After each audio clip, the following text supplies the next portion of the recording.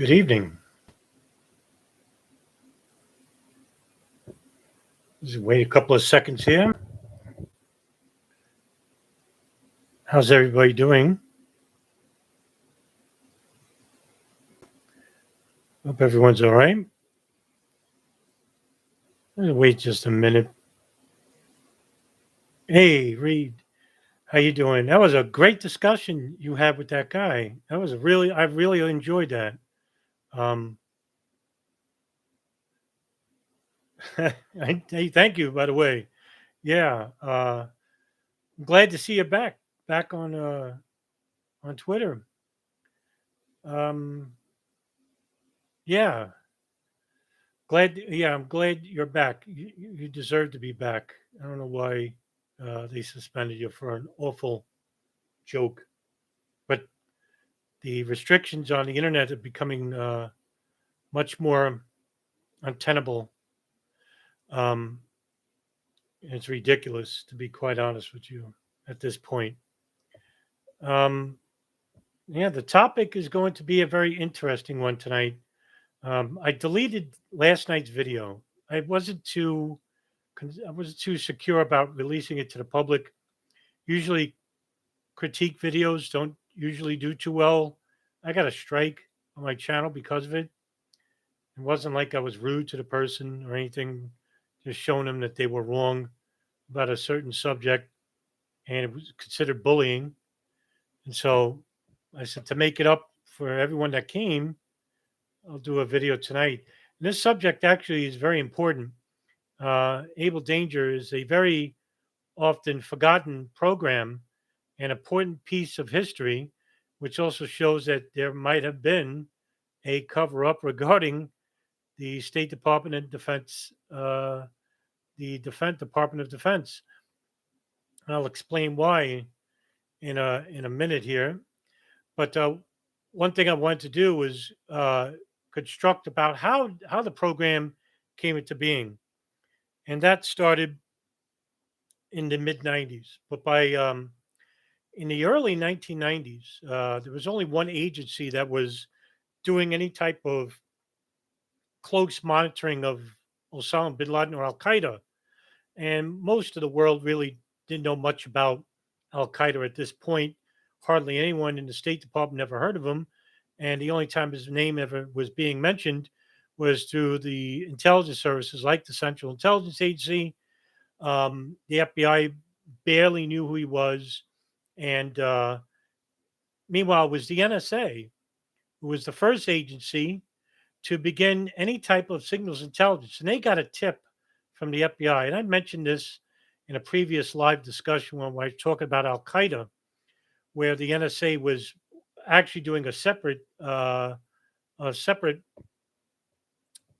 investigation into an alleged Hamas operative in New York. And this guy bought a phone, and that phone went to Osama bin Laden. And the FBI basically asked the NSA to monitor that phone. And so the NSA was the first agency in the world that we know of that had begun signals intelligence on Osama bin Laden and Al Qaeda.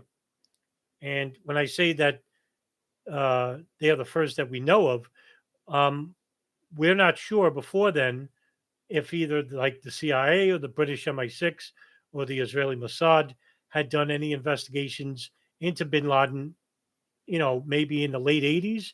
I don't know. Nothing is public right now, but maybe in the future there will be, or maybe there won't be. But anyway, the NSA was the first domestic agency in the United States to conduct an investigation into Al Qaeda. And the CIA knew this. And so they started beginning to build their own virtual station. And this was called Alex Station. And I did a live discussion about this not too long ago. Um, it was a virtual station that had multiple agencies working in it, with the CIA as the primary agency. And they begun human intelligence as well as signal intelligence on bin Laden and then a house in Yemen. So the Pentagon, they have their own agency. Not many people know this. And it's called the Defense Intelligence Agency. It's just an extension of the Pentagon. It's actually quite big. It's much bigger than the CIA. They get more money, but they're much more covert. Now, a lot of people know about the history of the CIA. There are very few books. I think there are maybe two or three in publication right now that talk about the Defense Intelligence Agency. One of those books I'll be talking about tonight. Um, and it is such a huge agency that it garners um, thousands of employees working in it. And so it is an enormous agency. It is the Pentagon's own intelligence arm.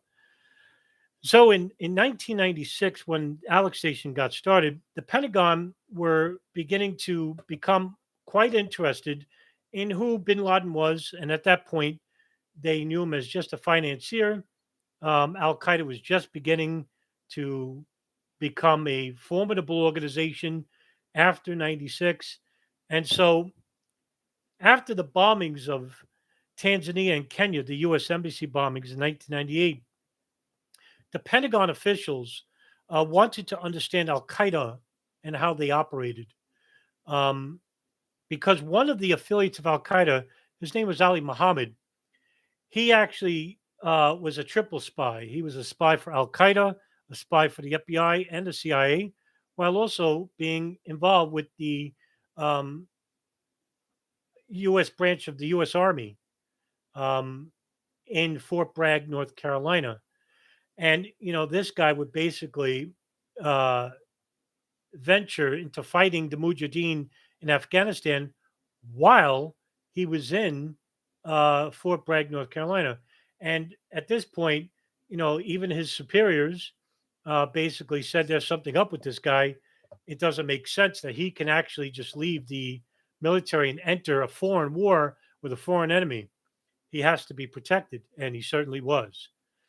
Um, so in 1997, early 1997, late 96, General Peter Shoemaker, the Chief of Staff of the Army, and General Hugh Shelton, the Chairman of the Joint Chiefs of Staff, together constructed a high priority um, covert operation that would begin using special operating team members to begin a thorough signals intelligence and metadata collection agency.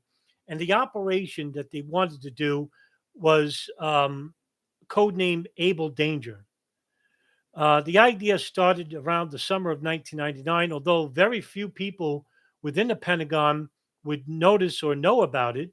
And according to the testimony of Mark Zaid, a lawyer who represented one of the Able Danger operatives, Anthony Shaffer, later went on to say that the operation codenamed Able Danger was not known even until 1 year later. So a very select group of people in the Pentagon knew about this operation, and it was really under wraps. Um, the U.S. Special Operations Command, which I'm going to use in short, is called SOCOM. And there's another agency that's involved, which is called the Land Information Warfare Activities Center. And I'm going to call that LIWA for short. Uh, LIWA, which supports the Intelligence and Security Command of the Pentagon. Um, Now, Able Danger was devised as an operation which was to develop sensitive information in the transnational terrorism field, which involved the Joint Special Operations Command and the Defense Intelligence Agency. Now, the information did not come from government databases, nor was the information that they collected was classified. It was actually one of the very few operations in the world. In fact, at that time, it was the only operation in the world that was to gather open source collected information over the internet, as well as human intelligence as well. And so the program used data mining techniques to associate open source information with classified information in an attempt to make connections among individual members of terrorist groups, whether they were inside the United States or abroad, as part of its original intelligence preparation of the battle space. So, in other words, this operation was to collect open source data, classified data, and then take that data and coordinated by members of the the LIWA division, Land Information Warfare Activities Division, their technical division, And the objective of this particular project, was to ascertain whether the data mining techniques and open source material were an effective tool in determining terrorist activities, and if the resultant data could be used to create operational plans that could be executed in like a timely manner to interrupt, capture, disrupt, or destroy terrorist cells, whether they were operating abroad or inside the United States. Now, there would be very few people who were going to be involved with this program. Um, and I'll name you the 5 people that were involved. And very few people know about the individuals that were involved even now, because this program is rarely ever talked about. And I'll name you the following: um, Navy Captain Scott Philpott, he was the Able Danger team leader. U.S. Army Lieutenant Colonel Anthony Shaffer of the Defense Intelligence Agency.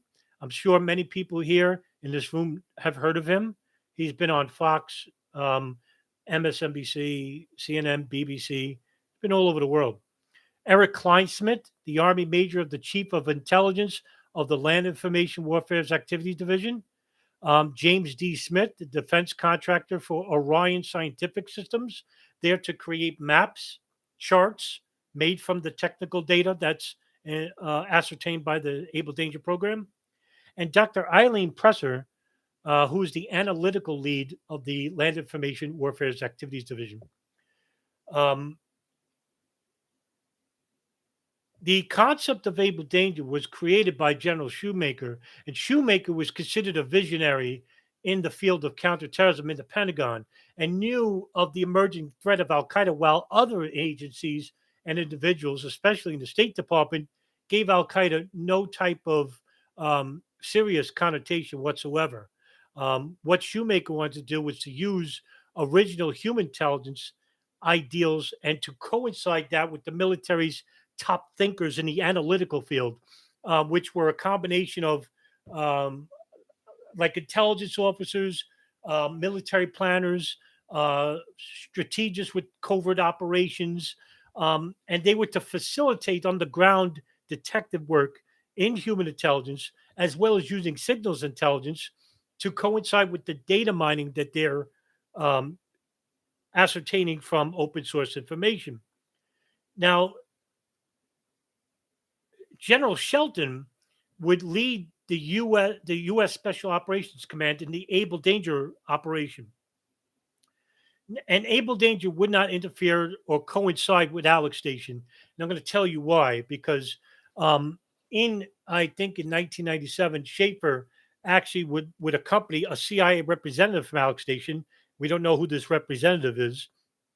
And this representative actually went to SOCOM headquarters because they were told that there was going to be another um, operating field that was going to be um, almost at odds with the CIA, even though Able Danger Program basically wanted to work with Alex Station and whatever they had, they were going to share with them. However, this representative of Alex Station took it another way. In fact, when this meeting was held at the U.S. Army Special Operations Command at Fort Bragg, um, Schaefer would entertain the idea to the CIA representative at Alex Station that Able Danger was going to try and operate as covertly as possible, and whether the CIA would take any threat to it. And the liaison officers were listening. And while they were listening, Schaefer would later recall that the response was shocking to him. And I'll read you his direct quote, which is I'm going to take the direct quote from the Senate Select Committee in which he testified in 2005. Let me pull it up. Quote, I clearly understand the difference, the CIA representative told him. I clearly understand. We're going after the leadership. You guys are going after the body, but it doesn't matter. The bottom line is CIA will never give you the best information from Alex Space or anywhere else. CIA will never provide that to you because if you were successful in your efforts to target Al Qaeda, you will steal our thunder. Therefore, we will not support this. End quote. That's really shocking, if you ask me. Don't you think that the CIA and the Defense Intelligence Agency are on the same side in combating a threat like Bin Laden and Al Qaeda, who in 1996, Bin Laden gave his first fatwa, which was a direct threat to the U.S. military in Mecca and Medina in Saudi Arabia? You would think that they would work in conjunction with one another and work with one another. Instead, the CIA saw Able Danger as a threat. Now, Shaffer also explained during the meeting that the data mining software would be provided by private contractors, including Raytheon and Orion Scientific, which would help execute the sophisticated data mining software packages involved with the analytical team. Shaffer was a longtime counterterrorism agent within or officer within the U.S. Army. And he was like an obvious choice for Able Danger. Um, a little bit of background about Shaffer, who I interviewed before on the Darkened Hour, as well as Eric Kleinsmith from the Land Information Warfare Activities Division. If you haven't listened to that, those are two of my very best regarding Able Danger in terms of interviews. They were great. Both of them were phenomenal. Shaffer had deployed to Germany in 1985 as part of Reforger, which was an Army anti-terrorism unit in which they would try to collect information about secular counterterrorism units that were operating in Europe. And he already had experience in counterterrorism, experience with data mining techniques and stuff. And one of those units that he was involved in terms of the intelligence operations was a special mission task force by the name of I always forget Stratus Ivy. Stratus Ivy, and that Stratus Ivy conducted direct support to the Department of Defense. And their compartmental divisions, the OSD, SOCOM, the Joint Special Operations Command, the U.S. Army, and they focused on offensive information operations. And Shaffer, during his, I think it was like two successful combat tours, which he was undercover, he participated in the search for senior Al Qaeda leadership in Afghanistan. And he did this again when he redeployed in Afghanistan after the September 11 attacks. So this guy, Anthony Shaffer, had a long, distinguished career in the Army. So General Shoemaker selected him, and he gave him a briefing in September of '99. And Shoemaker indulged Shaffer with a high level, with this high level mission, Able Danger, and he allowed Shaffer to use his Stratus Ivy team to help out on this special project, but they weren't allowed to use the code name whatsoever. They had to keep that under wraps. Now, um, after he was briefed, the very next day, Shaffer spoke with Scott Philpott. And Scott Philpott, who's the lieutenant commander, um, Shaffer's conversation with Philpott led him to believe that the ultimate covert operation would involve not just members of the Army, but also SOCOM. And Shaffer immediately told SOCOM, which I'm using for short for those who don't know, Special Operations Command, Southern Operations Command, to start looking into the U.S. Army's Land Information Warfare Activity Division, or LIWA, and its Information Dominance Center for potential use in the assistance of Able Danger. These guys, like LIWA and the Information Dominance Center, they would help in the technical data, the analytical data, stuff that no one's ever thought of before, not even the NSA. And so Philpott liked the idea of Able Danger and decided to join together the Liwa and the Information Dominance Center, and SOCOM together, a very formidable adversary. And the partnership would produce valuable results in quick time. And Philpott agreed to meet with General Shoemaker and Shelton. And in January of 2000, he would be briefed on the Liwa's capabilities in regards to able danger. And after the meeting, members of Liwa like Eric Kleinsmith and Dr. Eileen Presser would become the full intelligence analytical partner because the Joint Chiefs of Staff were highly impressed with Liwa's intelligence data mining technique. It was at that time, I know it's hard to say because in 2021, you know, the technical analysis of all like what we can ascertain on the internet was like impossible back in 1999 and 2000. We got search engines galore. We didn't have like dial up. These guys were basically working from the very primitive stages of the internet in regards to open source data. And so what happened was in like I'd say about 3 or 4 months time, according to Anthony Shaffer and other members of the Able Danger team, later testified that through the analytical data, they identified 2 of 3 active Al Qaeda cells in the world. 2 of them were operating inside the United States, and the 2 cells included a ring called they would declared the Brooklyn cell, which was Omar Abdel Rahman, the blind sheikh of Gamma Islamiyah, and Muhammad Atta, the Hamburg cell. Muhammad Atta, Ziad Jarrah, Marwan al-Shehi.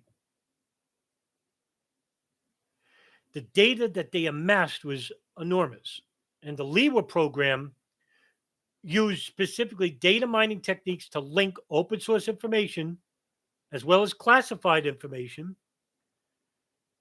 and connected the dots to these people, whether it came from, say, online cafe websites,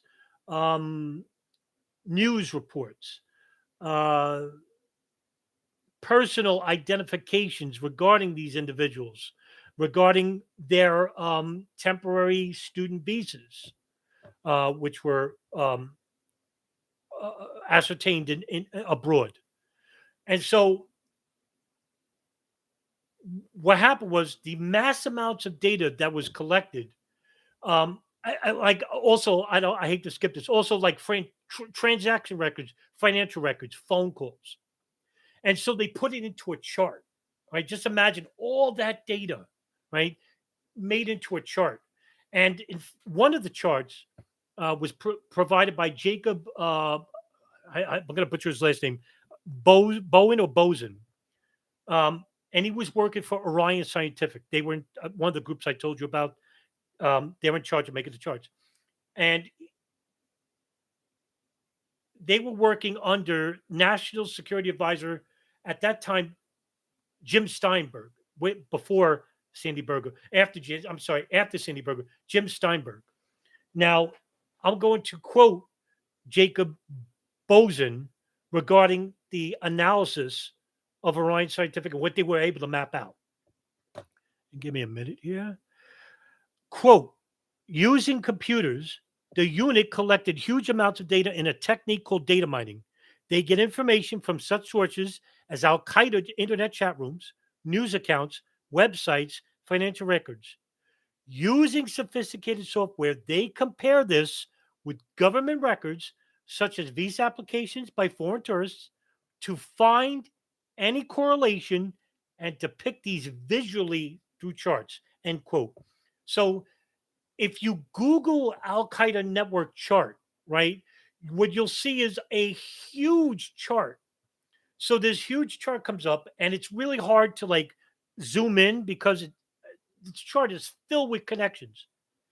And when they made this chart, it was shocking to everyone that saw this because at that time, mind you, the global domestic intelligence agencies like the FBI, the New York Joint Terrorism Task Force, they had zero clue about how big this connection was. Because after the 1993 World Trade Center bombing, the New York Joint Terrorism Task Force and the FBI basically said, well, there is no more terrorist cells inside the United States.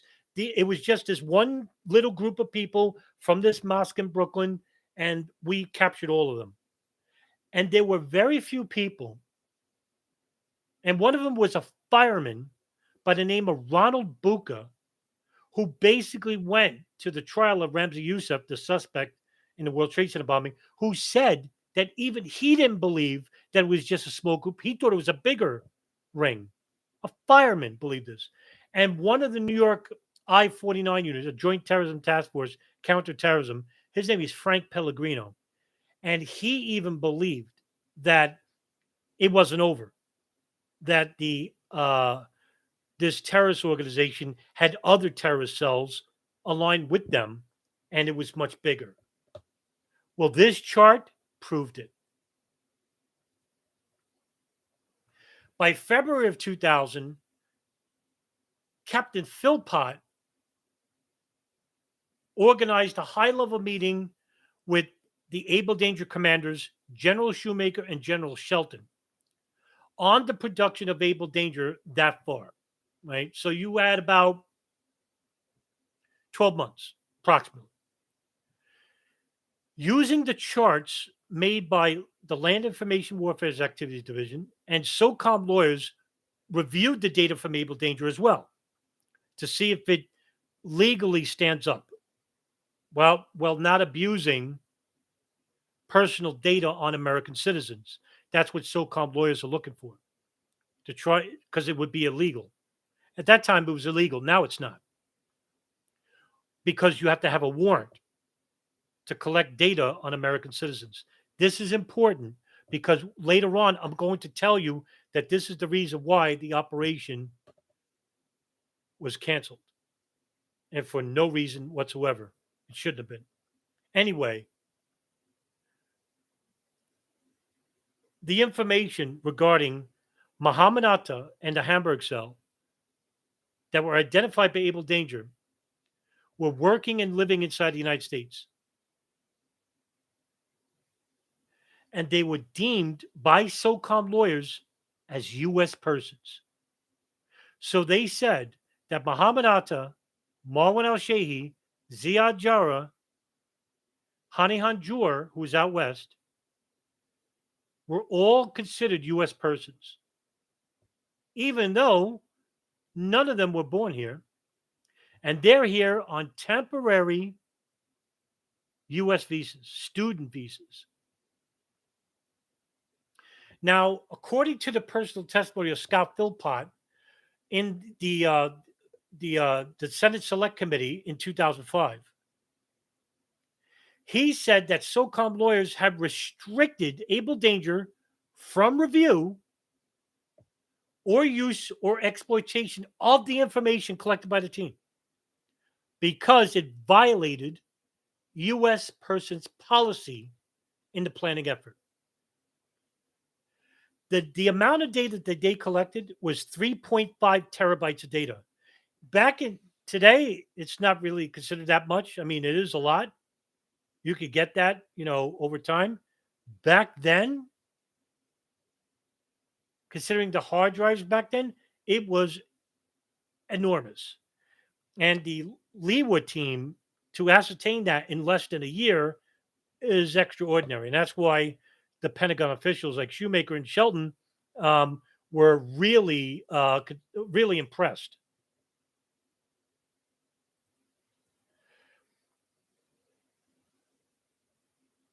By March of 2000, the operation had begun to come under harsh critiques from competing entities like the CIA's Alex station, as I mentioned before.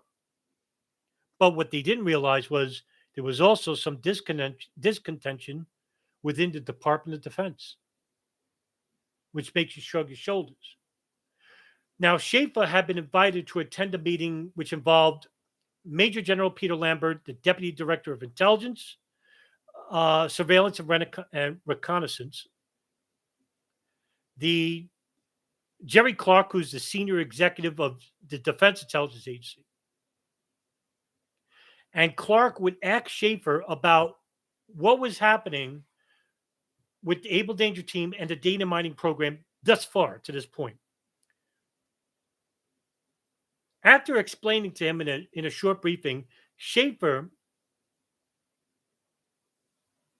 stopped, and Clark would comment that Shaffer seemed to know much about the Able Danger program, to which Shaffer explained that he had been working with Southern SOCOM out of Tampa, Florida, as a reservist because he was still in a reserve in the U.S. Army. When the SOCOM officers had left the room, Clark would give some guidance to members of the DIA office and gave his full attention to the DIA senior executive in charge of the Information Technology Division, in which he told him,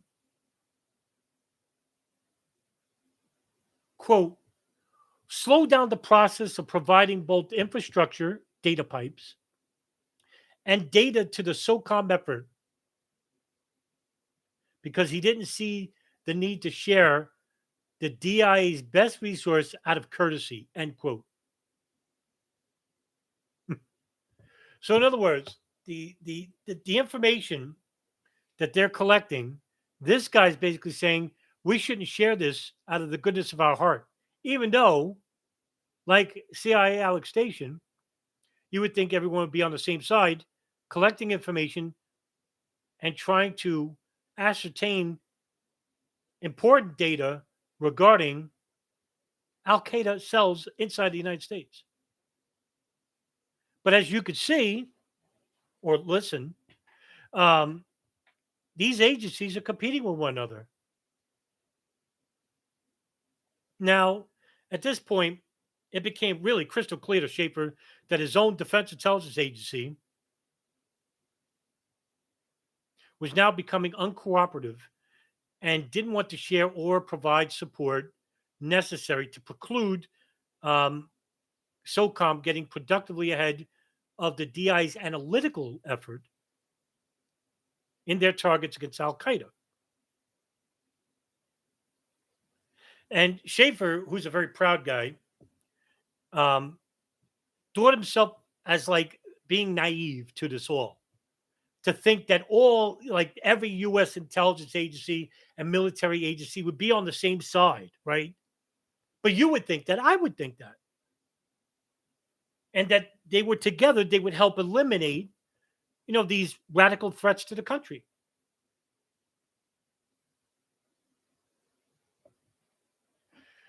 Now, Shaffer's problems were just beginning. And by April 2000, while meeting with the chief of the Transnational Warfare Directorate, Zulik,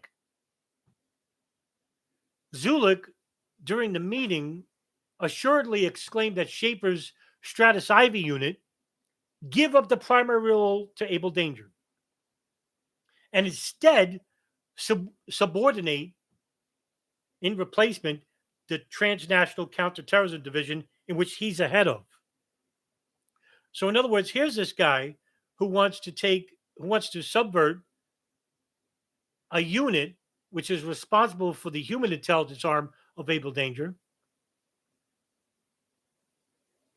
and replace it with his own unit. And Shaffer flatly refused the request, and that was strike one. Zulik would become disengaged with Able Danger in its totality and even began replicating his own security unit, which had similarities to Able Danger, and began spying on SOCOM in Garland, Texas.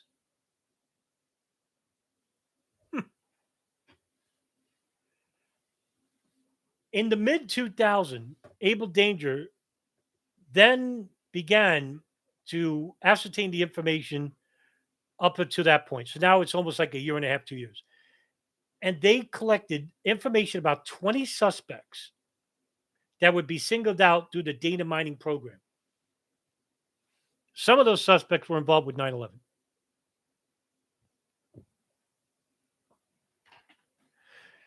I'll give an example. One area under suspicion was a Florida mosque that was attended by Muhammad Atta and Marwan al-Shehhi when they lived in Hollywood, Florida. And it was called the Al-Haraj Mosque. And it was managed by Gulshir Shukna Jurna. And this was in Broward County, Florida. And Atta and the other hijackers who lived near the mosque and trained at the Opa-locka Airport. They were there for a little bit.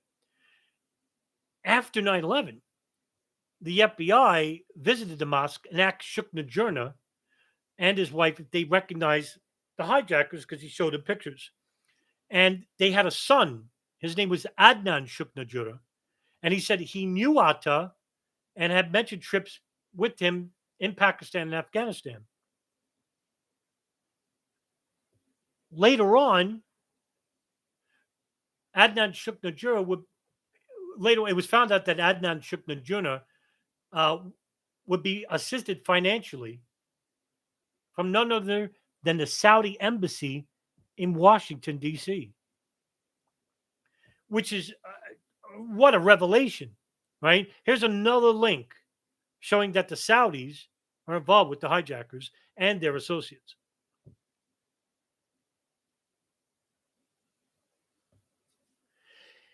In the spring of 2000, federal agents confiscated all available data from the Able Danger operation of the Orion Scientific Office.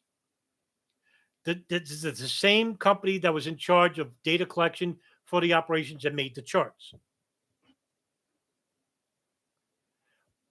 All their charts that involved terror cells and individuals were confiscated. The federal authorities destroyed all this in 2004. Why? Why did they do this? I'll explain to you in a minute because it's important. Now, I spoke about him before. Major Eric Kleinsmith, the chief intelligence officer of the Land Information Warfare's Activities Unit, he was the lead in charge with Dr. Eileen Presser in collecting that 3.5 terabytes of information that he got. Well, he was ordered to destroy that data and all the documents related to the program that identified two cells inside the United States, one by Omar Abdel Rahman, the other by the Hamburg cell. According to Kleinsmith, that in April of 2000, that the program collected an immense amount of data regarding Al Qaeda and a worldwide network. The reason why was that because the pressure was coming from U.S. Army's lawyers, SOCOM lawyers, because the information that they collected were deemed U.S. persons. Muhammad Atta, Marwan al-Shehhi, Ziad Jarrah, they're deemed U.S. persons. And because you can only collect information on U.S. persons and keep it for 30 days, if it's past that 30-day system, you have to destroy the data.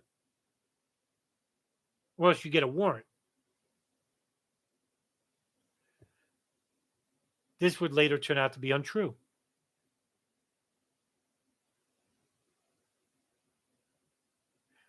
The pressure from the U.S. Army to pull out the legal ramifications by monitoring U.S. persons was really a pressure on Able Danger in the summer of 2000.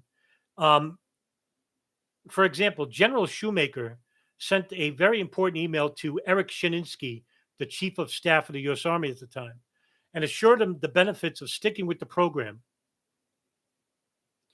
because it produced invaluable results. Shininsky didn't return a response, and LIWA and the Information Divisions Center became concerned about the issues posed by SOCOM lawyers were pressuring to destroy the data,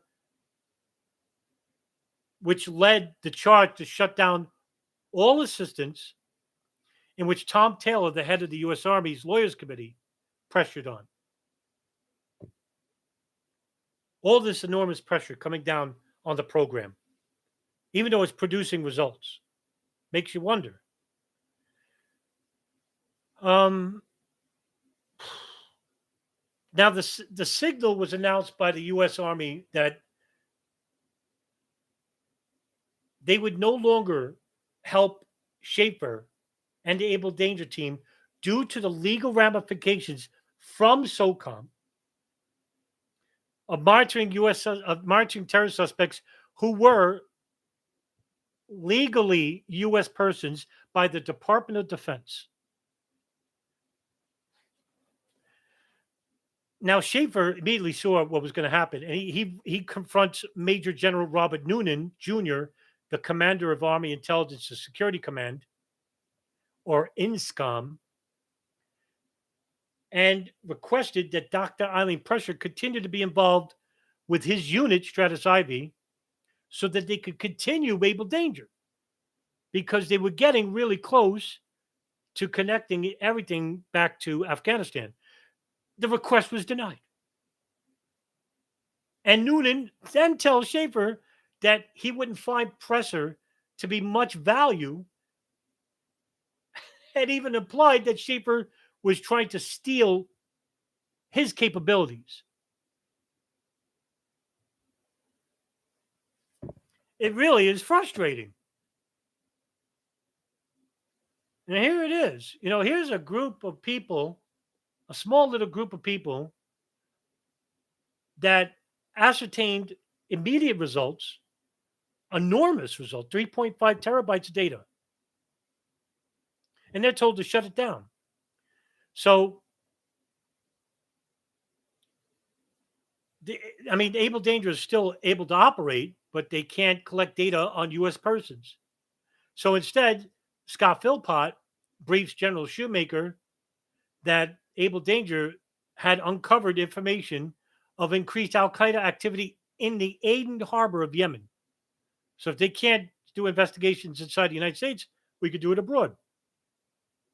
Now, of course, if Aden Harbor is familiar to you, this is where the USS Cole was bombed later. And Shaffer, plus two other officials familiar with Able Danger, later told the New York Post that this warning was gleaned through a search of bin Laden's business ties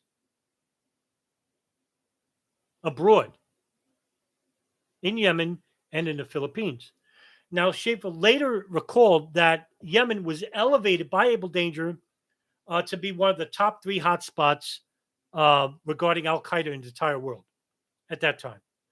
It was Afghanistan, Yemen, Philippines. This warning, plus another possibly connected warning from the Defense Intelligence Agency analyst, his guy's name, Kai Fallis.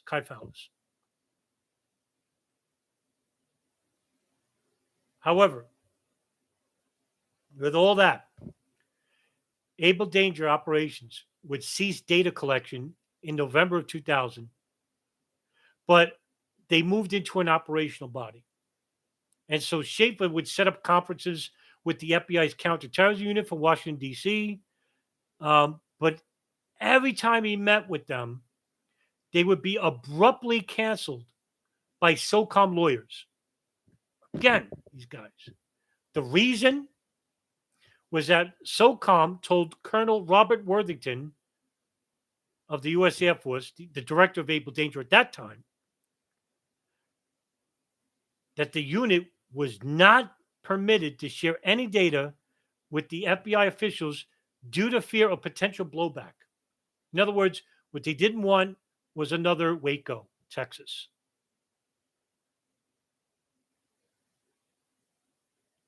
So SOCOM officials were worried about another Waco incident. When I say SOCOM, I'm meaning United States Special Operations Command. The critical counterterrorism information collected by the unit was never shared with the FBI. Sounds familiar? CIA never shared their information with the FBI either at Alex Station. And this information could have been useful because 7 months later, September 11th happens.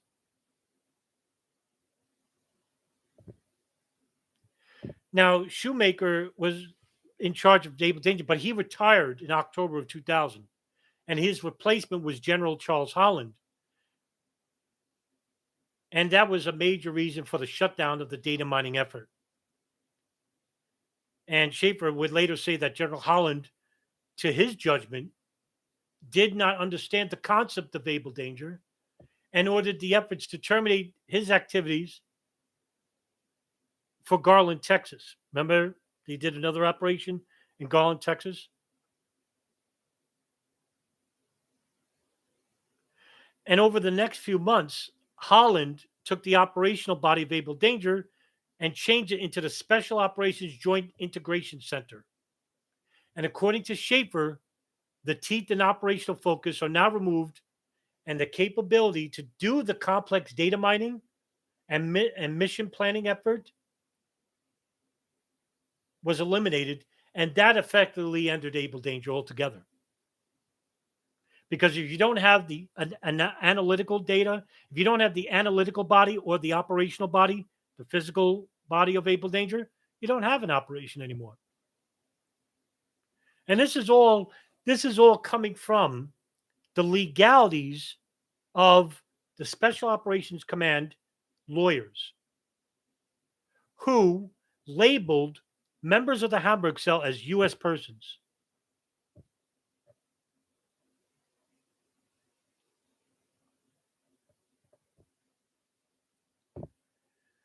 Now, Shaffer would try to help Philpott by asking the Defense Intelligence Agency's Colonel Mary Moffett behind a closed-door meeting, because Philpott tried to reorganize the Able Danger Unit and Stratus Ivy and continue like similar work to Able Danger. But Philpott couldn't involve Shaffer because Philpott would later say, quote, pull that up. I would love nothing more than to loan Shaffer my facility and worth options alongside him, but his DIA chain of command has ceased all support to him in the project, end quote. So even Philpott couldn't help him.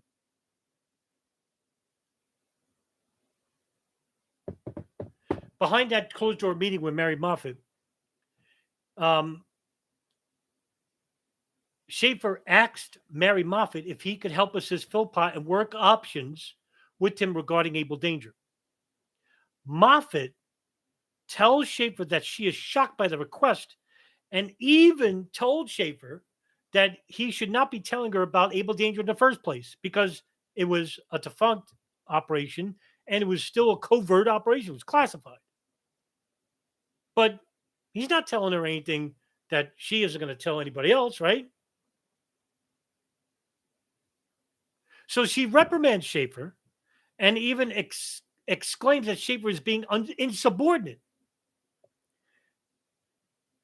And almost like immediately as he leaves her office, she sent out an email to the Defense Intelligence Agency staff about removing Shaffer from his own unit, Stratus Ivy. She also asks that Shaffer be transferred to serve as a desk officer to oversee human operations in Latin America. In other words, far away from the United States. What is with all this backlash to Shaffer and the Able Danger program? And it was almost at this time like the Defense Intelligence Agency had this fractured or divisive feel to it. Plus, they also didn't like very much that Able Danger was being kept so secret from them. Remember, I initially opined in the beginning of the live discussion that Able Danger was known to very few people. Very few people. And they didn't like Shaffer. They thought he was arrogant and brash. Sounds like pettiness, if you ask me.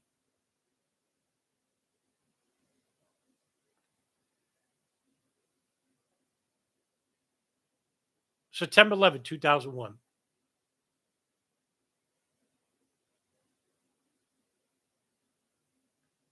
Shaffer, according to his book, Operation Dark Heart, which, if you haven't read that book, one of the best books I've read. Great book. Going to recommend it. Put it in the descriptions. According to him, he was floored and thought about the Able Danger program when it happened.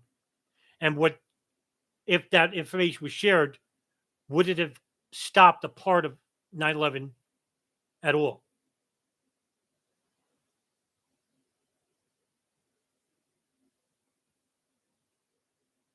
Weeks later, after the attacks, Shaffer gets a call from Dr. Eileen Presser. And she told him that they should meet for coffee out in the public. So as they sat together in the back of this coffee room, Presser said she needed to show Shaffer something, but it had to be kept between the two. And what she showed him was a chart. It was a large desk-sized chart. She actually kept one of the charts, didn't give it to the FBI.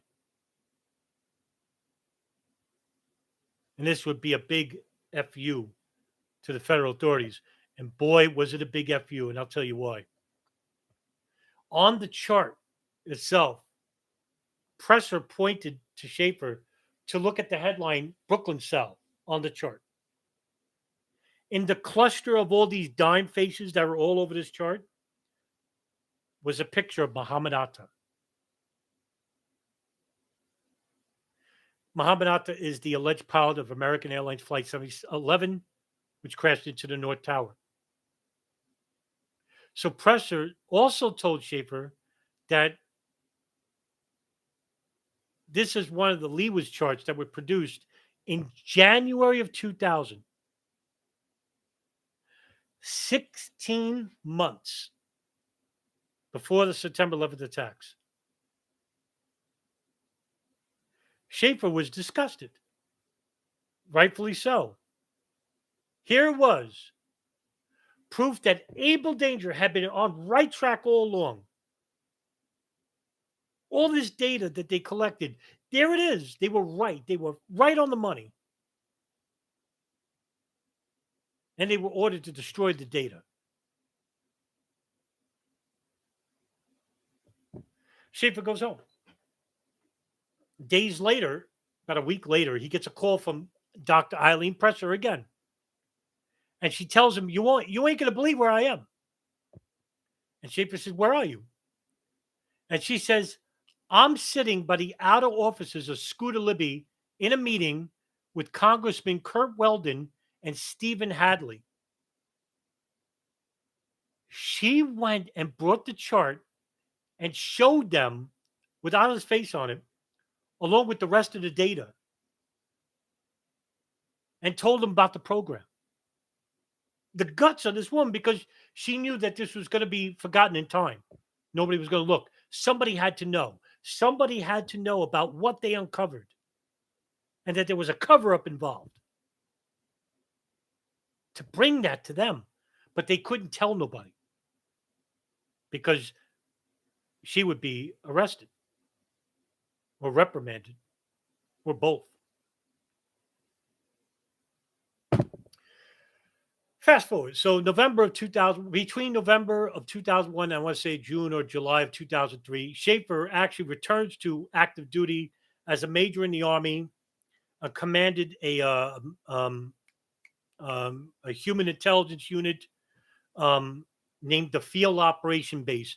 Now, because the U.S. invaded Afghanistan, he went because he's a reservist in the Army. And he attempted to work with Assistant Secretary of Defense for Special Operations and Low Intensity Conflict and tried to resurrect the operational body of Able Danger as part of the Alpha mission. However, there was leaked information regarding the operation and to bring back Able Danger, and the mission was terminated. Wow. You can't get one by with the Department of Defense. Even something more illuminating happened. And this is a real kicker. On October 23rd, 2003, Anthony Shaffer has a meeting at Bagram Air Force Base with none other than 9/11 Commission Director Phillip Zelikow. Upon hearing Shaffer would openly meet with Commission staff, the Department of Defense tried to silence Shaffer. Why? Was this going to tell the truth about the Department of Defense and SOCOM lawyers regarding the information that was gleaned from Able Danger? Would it put some mud in people's faces? Sure was. Some people were going to be held accountable. Step in, interfere with this guy. He still gave testimony anyway, with SOCOM lawyers in the tent. The testimony lasted like, what was it, an hour and a half, with Zelikow asking Shaffer questions about the program. Zelikow is the only public official who knows about Able Danger in the world. Nobody knows about this except for Able Danger team members and a select group of the U.S. Army. Shaffer was allowed to divulge the top secret information involved Able Danger. The lawyers didn't stop him. And when the meeting was finished, Zelikow takes Shaffer to the side. He gives him his card and says, quote, hold on. What you said here today was important. Please contact me when you return to the United States so we can further this dialogue. End quote.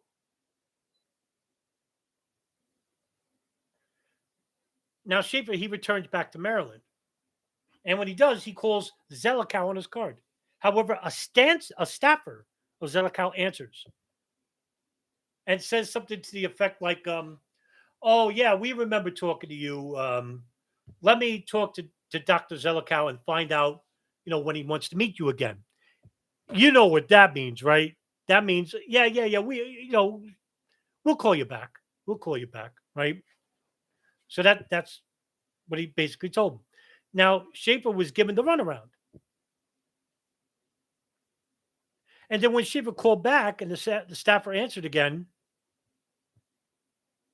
he says, we'll call you back. 10 days later, he calls the number, no response.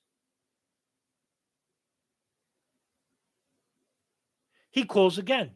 Days later, staffer answers and tells him that they have found all the information they need about Able Danger. So there's no need for him to come in and speak to them.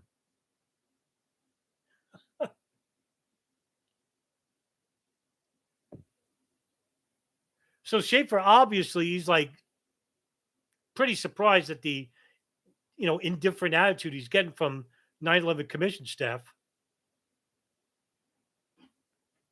And whatever information that was left by Able Danger, that information is stored on the third floor of the Defense Intelligence Agency facility in, not Herndon, Virginia, Clarendon. I think I'm saying that right.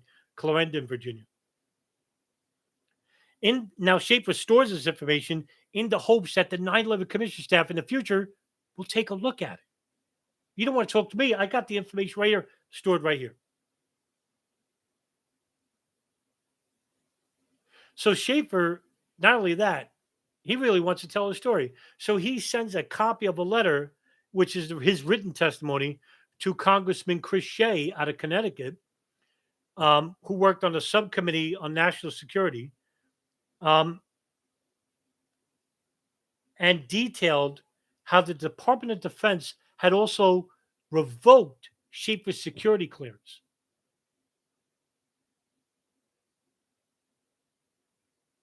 and how DIA officials tried to discredit and silence Shaffer from any further testimony regarding the Able Danger program.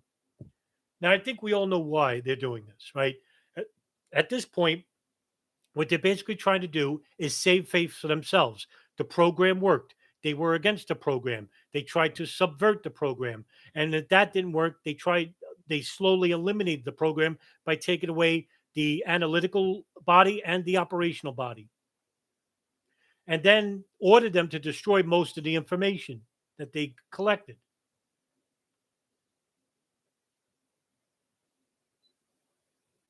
Shaffer then volunteers and returns back to Afghanistan with his U.S. Army Ranger outfit in Afghanistan. And this was when they were fighting the Taliban and Al Qaeda at this point. And there was another separate operation. I talked about this before. It was a CIA operation called Operation Jawbreaker, separate from what Shaffer was involved in with the U.S. Army Ranger outfit. However, even with him returning to Afghanistan, he was given a written negative counseling report by Mike Anderson of the U.S. Army, telling him he was not allowed to return back to the combat zone. He was denied re-entry with the U.S. Rangers in Afghanistan. And if he tried, he would be met with disciplinary action by the U.S. Army's. And he was not allowed to wear the U.S. Army uniform, even, which is really demeaning, considering that he's a 23-year veteran involving some of the most covert operations involving the U.S. Army. That's just a spit in the face.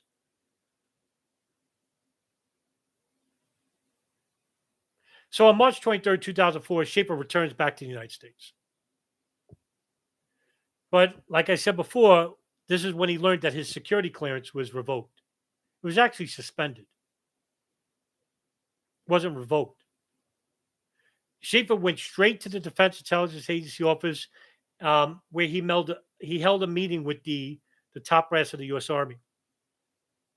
And Shaffer told the Defense Intelligence Agency Inspector General Mike Kingsley that there were significant allegations against Shaffer, which led to the suspension of his security clearance. Shaffer was then transferred to the headquarters company. It's called Headquarters and Headquarters Company in Fort Myer, Virginia, for the remainder of his active duty period, which passed on June 1st, 2004. At the end of his active duty period, Shaffer would be dealing with the Army Defense Trial Services, and the lawyers for Shaffer were completely bemused at the insignificant charges coming from the Department of Defense itself. And the case was given to the Army Judge Advocate General, the JAG. It's called JAG, in which, while holding the Defense Intelligence Agency Inspector General report, he's looking at the report and he only just shook his head at the sheer, transparent charges against Shaffer, like stealing pens when he was 14. Shaffer was actually given an honorable discharge, and he was given a civilian GS-14 status to the Defense Intelligence Agency. But the agency didn't invoke Shaffer's security clearance, to which it remained in suspension. He was also put on administrative leave. The charges against Shaffer in the report were the following: an undue award of the Defense Material Service Medal, undue award. Misuse of a government telephone adding up to a whopping $67. And filing a false voucher for $180. That was the charges that he was facing. Remarkable. Talk about really petty. So, I mean, it was simple to Shaffer that the agency was out to destroy his career, all because he gave testimony to Phillip Zelikow regarding the Able Danger program.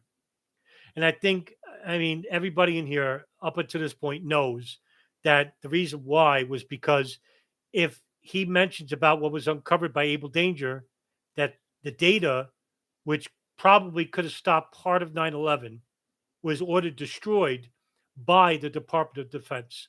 And this would probably get in people trouble. And so to cover their ass, they basically would try and destroy the career of Anthony Shaffer. What does that tell you? We're not talking about the CIA or the NSA or the Israeli Mossad or the Saudi GID or the Pakistan ISI. We're talking about the freaking Department of Defense.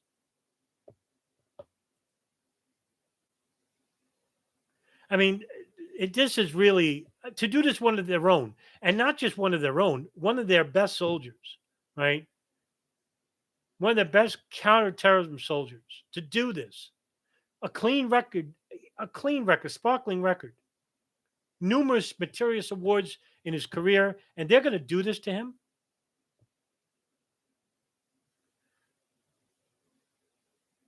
So he says, to hell with this. I tried not to, go to the public with this, but now I've got no choice. So on August 14, 2005, a phone call is made to Congressman Curt Weldon, who Dr. Eileen Presser told Able Danger about. Now, the caller, he doesn't state his name initially, but does provide them with the incredulous story about the Able Danger data mining program and how the program uncovered information about 2 Al Qaeda cells operating inside the United States 2 years before the attacks. And this anonymous caller, it's actually Shaffer, um, said he was prevented from passing this information on to the FBI by government lawyers and SOCOM lawyers, that the 9/11 Commission were well aware of the operation. And when he tried to set up future meetings, he was rebuffed and ignored by the 9/11 Commission.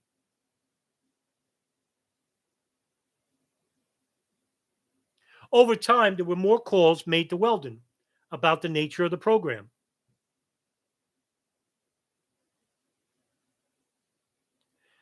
After a month, he called Weldon again and told him, "My name is Lieutenant Colonel Anthony Shaffer of the Defense Intelligence Agency, and I was one of the operatives of Able Danger." So Weldon said, "I need to meet with you face to face."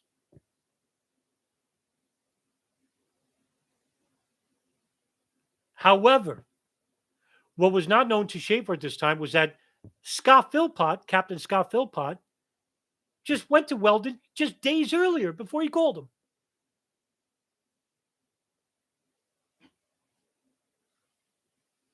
Weldon is really intrigued by the nature of the dismissive attitude by the 9/11 Commission. So what what Weldon did, not Schaefer, what Curt Weldon did, he has like a chief of staff, like an analyst in his office. His name is Russ Casso. So he says, "Russ, get in contact with the 9/11 Commission." Meanwhile, Schaefer's there, Curt Weldon, Russ Casso, and says, "Get in contact with the 9/11 Commission and ask them if they ever heard of Able Danger." Okay, so Casso leaves the room and he calls the 9/11 Commission, and one of the 9/11 Commission staffers, his name is Chris Kojum, answers. Chris Kojum is also from the 9/11 Discourse Project. And I'm going to read you from the Discourse Project. I'm going to read you the quote because this is unbelievable.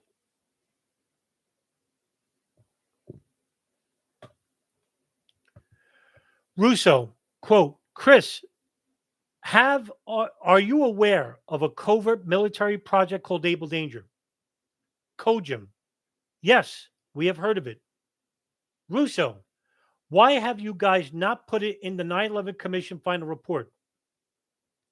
COJIM. It didn't fit with the story we wanted to tell.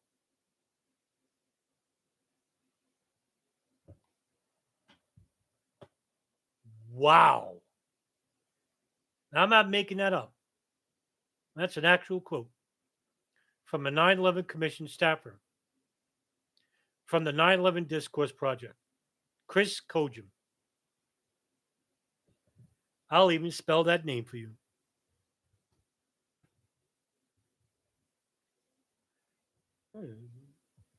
Put it in the room. That's his name. Chris COJIM. Staggering. What? What do you mean you're not going to put it in the report because it didn't fit with the story you wanted to tell? Weldon was Shaffer and Weldon. I mean, their jaws must hit the floor. Can you imagine being told this? So that means that the 9/11 Commission report had a narrative that they wanted to tell, which excluded information that was pertinent to 9/11. Boy, and Curt Weldon, if you don't know Curt Weldon, he's like a fiery congressman. Man. And if you've never seen it, he gave a speech in 2005 before the Senate Judiciary Committee. And it was on September 21st, 2005. If you never seen that, that is one of the best fiery speeches on the House floor I've ever heard. Woo, did he rip into the Pentagon. So Weldon goes straight to the Senate Judiciary Committee to help assist in the matter about how the Pentagon and Department officials, lawyers, basically subjugated Shaffer and knew about the project before 2 years prior to 9/11. And on September 21st, 2005, the committee was headed by Chairman Arlen Specter, he of the magic bullet theory in JFK, headed the committee. And the committee heard Curt Weldon first. Now, one of the committee members is our boy, President Joe Biden. And he asked Weldon why the Able Danger program was shut down.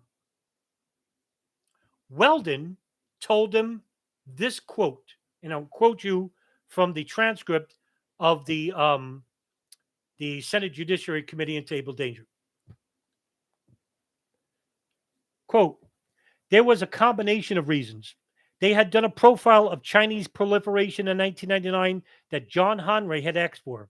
I was aware of that presentation, and because it was a massive data mining that had not been vetted, a couple of very sensitive names surfaced because they had been affiliated with Stanford University, where many of the students that were doing this very, very specific research, very sensitive to our country's security, were located.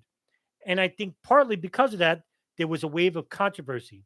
In fact, in the House, the son of Congressman Sam Johnson was working for Raytheon Corporation. He went to his father and said, Dad, they are destroying data. Sam went to Dan Burton, who was the chairman of the Government Operations Committee, and Dan Burton subpoenaed documents that had been used in the compiling of the Chinese proliferation information. As a result of that, tremendous pressure was placed on the Army because this was a prototype operation, and they shut down the Able Danger operation. General Shoemaker was so enamored with this capability that he stood up a separate operation in Garland, Texas, at a Raytheon facility to try to duplicate what had been done in the Army, and that lasted for about a year, maybe slightly longer than a year. So the Special Forces Command understood the significance of this data, and as a result of the Chinese proliferation situation, I am convinced Able Danger was forcibly shut down. End quote. Eric Kleinsmith, who I interviewed, later went on to tell the committee why the data was destroyed. And I'll read you his own words. Quote, I assigned the same core team of analysts that worked the JCAG project, along with Dr. Eileen Presser as the analytical lead. Four of us conducted data mining analysis on the Al Qaeda terrorist network, coordinating with Special Operations Command and other organizations throughout that time. In the months that followed, we were able to collect an immense amount of data for analysis that allowed us to map Al Qaeda as a worldwide threat with a surprisingly significant presence inside the United States. In approximately April of 2000, from my recollections, our support to Able Danger became severely restricted and ultimately shut down due to intelligence oversight concerns.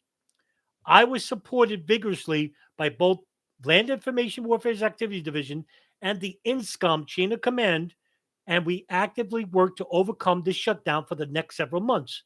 In the midst of this shutdown, I, along with one of my analysts, Chief Warrant Officer Terry Stevens, were forced to destroy all data, charts, and other analytical products that we had not already passed on to SOCOM related Able Danger. This destruction was dictated and conducted in accordance with the intelligence oversight procedures that we live by. Ultimately, we were able to restart our support to SOCOM at the end of September of 2000. Additionally, the bombing of the USS Cole on October 12th brought US CENTCOM, Central Operations Command, to the IDC, Information Division Center, who became our primary customer until my departure from active duty on April 1st, 2001. End quote. Remarkable.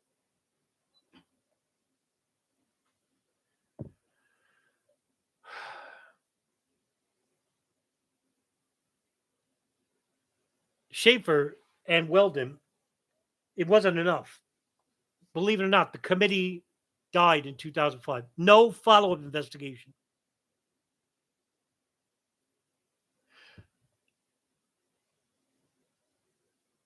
So Weldon went to the media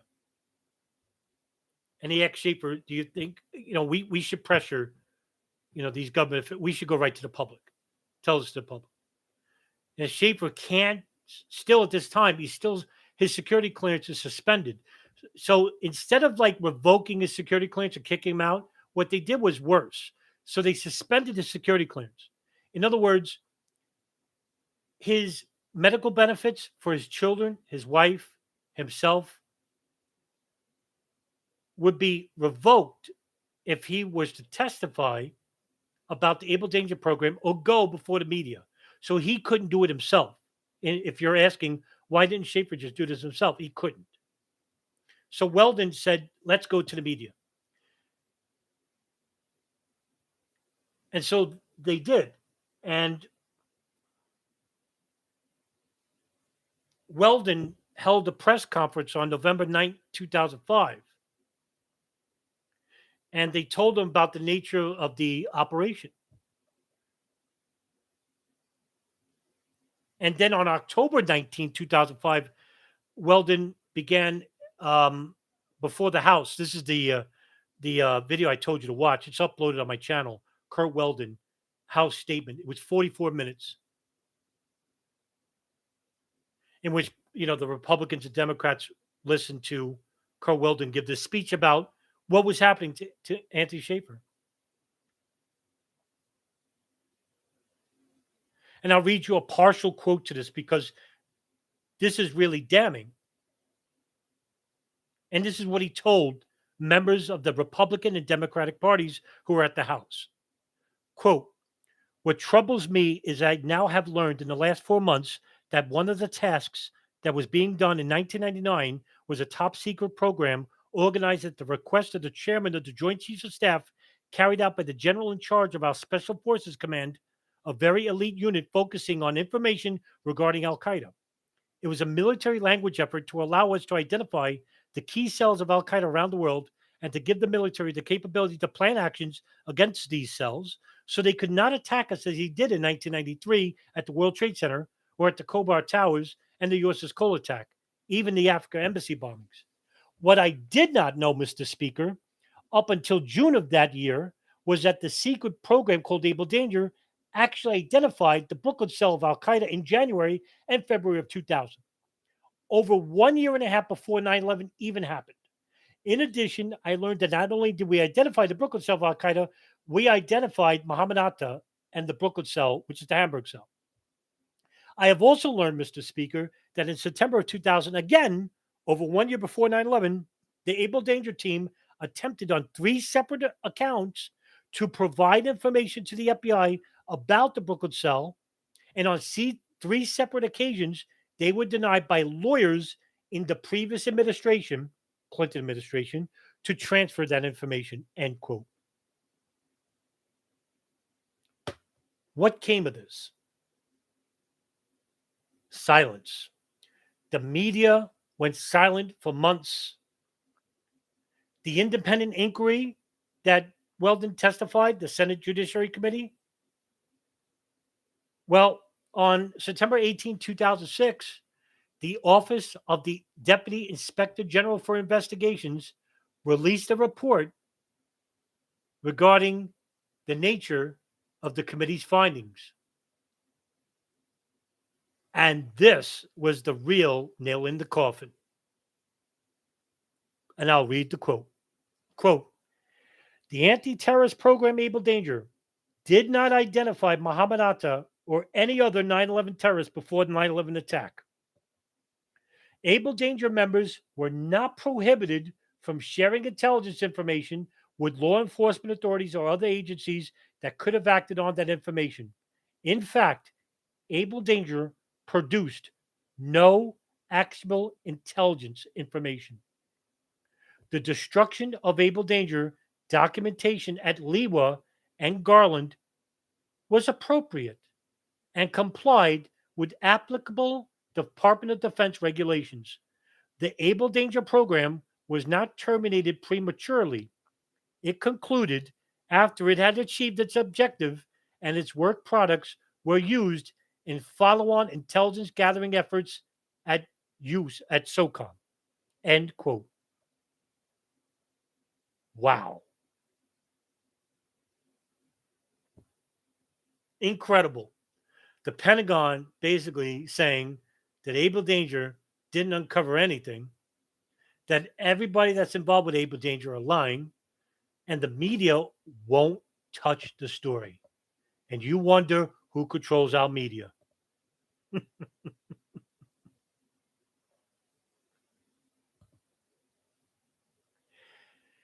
And so it seems Shaffer would be left to fight alone against the very same entity he volunteered for most of his life to,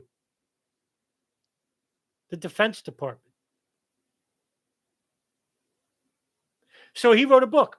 And in 2010, he would help publish the book. And the name of the book is, like I said before, is Operation Dark Heart. In a fit of rage, the Department of Defense purchased the first 9,500 copies at a cost of $47,000 to the American taxpayer and burned all the copies.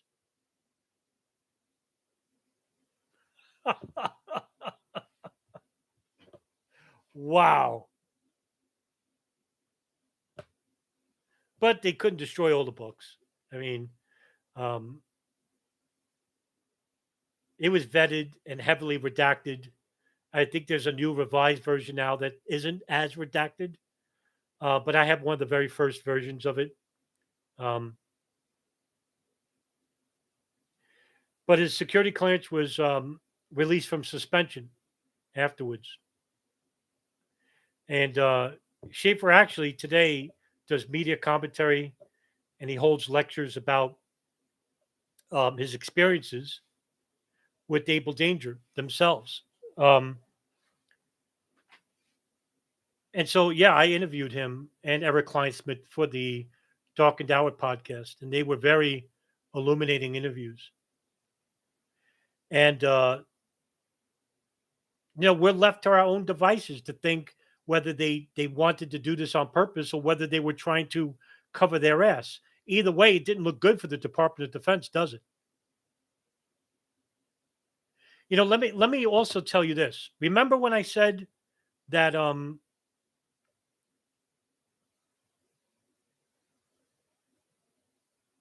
Muhammad Atta was deemed or was labeled a U.S. person? Remember when I said that? Well, guess what? During the Senate Judiciary hearing chaired by Arlen Specter, the person who came for the Defense Department, his name is William Dugan. He was the Assistant to Defense Secretary for Intelligence Oversight. And Arlen Specter actually said this to him. And I'm going to read you a quote. Now, this was it. This told you that the Pentagon was full of crap. Specter, thank you, Senator Sessions. Mr. Dugan, was Muhammad Atta Muhammad Atta was not a U.S. person, was he? Dugan, based on what I have read in the press since September 11, 2001, I don't believe he was. He wasn't a permanent resident alien, wasn't a U.S. citizen, he wasn't in any of the other categories. He wasn't in the country lawfully. For instance, a student visa or a tourist visa, that is not the same thing as a permanent resident alien. Specter, Mr. Dugan, you are the acting Assistant Secretary of Defense for Intelligence Oversight. Can't you give us a more definitive answer to a very direct and fundamental and simple question like, was Muhammad Atta a U.S. person? Dugan, no, he wasn't. Why is that testimony damning? Because that was the exact reason why SOCOM and Defense Department lawyers told Eric Kleinsmith to destroy 3.5 terabytes of data because the data was surrounding U.S. persons, Muhammad Atta, Marwan al-Shehi, Ziad Jarrah, who would all go on to have alleged participations in hijacking 3 airliners on September 11, 2001. Here is a Defense Department employee basically saying under oath, no, they weren't U.S. persons. In other words, that data should never have been destroyed. And if they could have shared that data with the FBI, they could have prevented the investigations into Muhammad Atta, Marwan al-Shehi, Ziad Jarrah in the East Coast. Sounds familiar, doesn't it? Because that's exactly what happened with the CIA when they didn't share with the FBI about Khalid al-Minar and Nawaf al-Hazmi out west.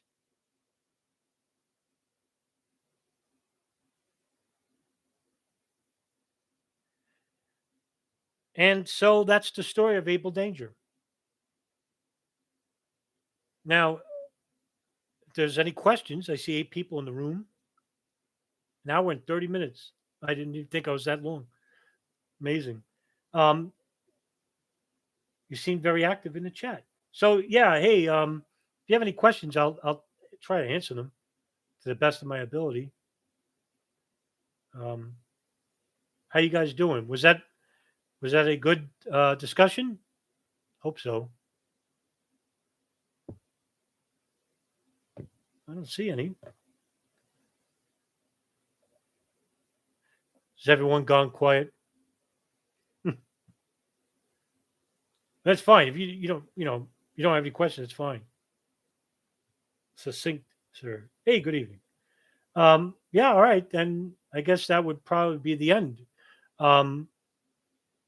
Hopefully this was a educational discussion for you. Hope it was worth your time.